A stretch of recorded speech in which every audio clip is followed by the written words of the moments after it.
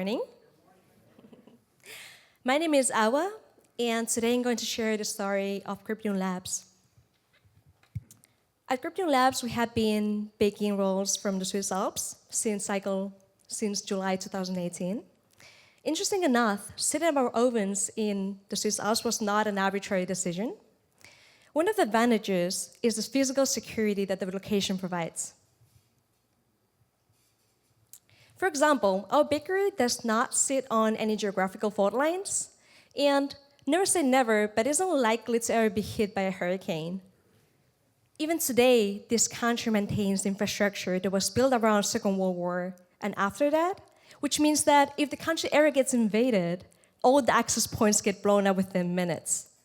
So that might arguably be the reason how they survive many historical events. Well, that and the fact that they take everyone's money.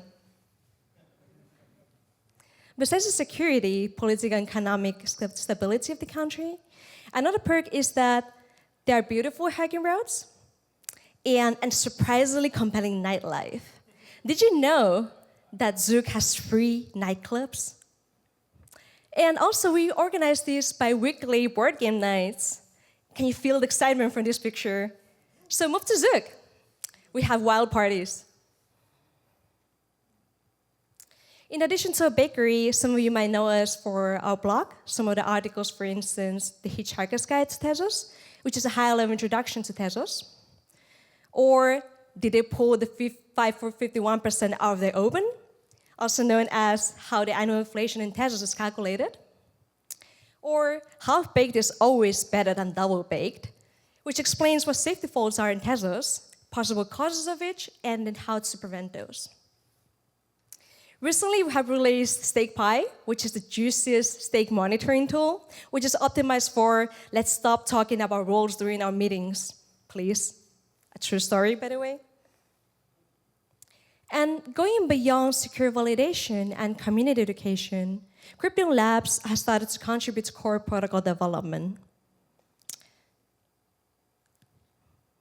We're currently working on the Burebrot Protocol Upgrade, farmer's bread in Swiss German, farmer's bread in English.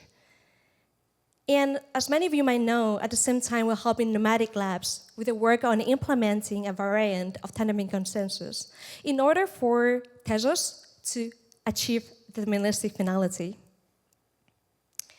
In the past months, we have been researching and specifying the future evolutions of Tezos. And this is actually a higher-level roadmap, and this is just some ideas or some things that we would like to see on Tezos in the upcoming years. The very first thing is to improve the count system. This is what the Burebrot Protocol Upgrade is about. If I had to find an analogy, I would say currently the count system on Tezos is something like a Swiss Army knife. The same key that is used for signing, that's used for baking, is actually the same used for signing, for voting and governance. And the biggest risk of the existing account system is the fact that we're using one key for everything, which limits the choices for bakers around operational security, for instance. For example, during Athens' first voting period, there were some exchanges that refused to cast a vote. And a very good reason for not doing so is because every time you vote, you're exposing your private keys. Because actually, they're also the same ones that I use for transferring.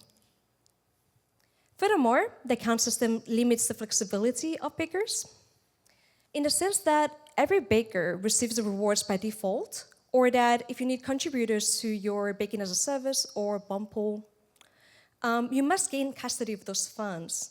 And a way of fixing this is to give bakers more degrees of freedom. But how do we do that? We can leverage smart contracts on Tezos. With the Burebrot Protocol Upgrade, we will propose to add the ability for bakers to define some parts of their operations, either through separate keys or through Microsoft smart contracts.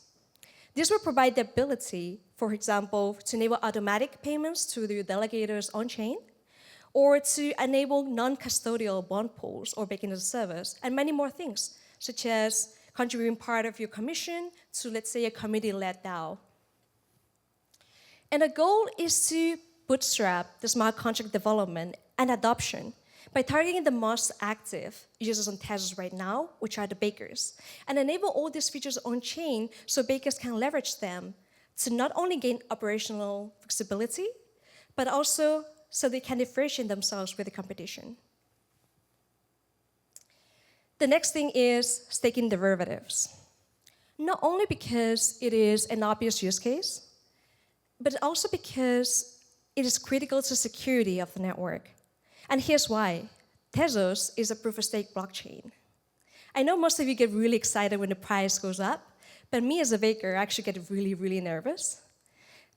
So should the price of the XTZ 3x or 10x, it is only rational to believe that delegators or token holders will start selling portions of it.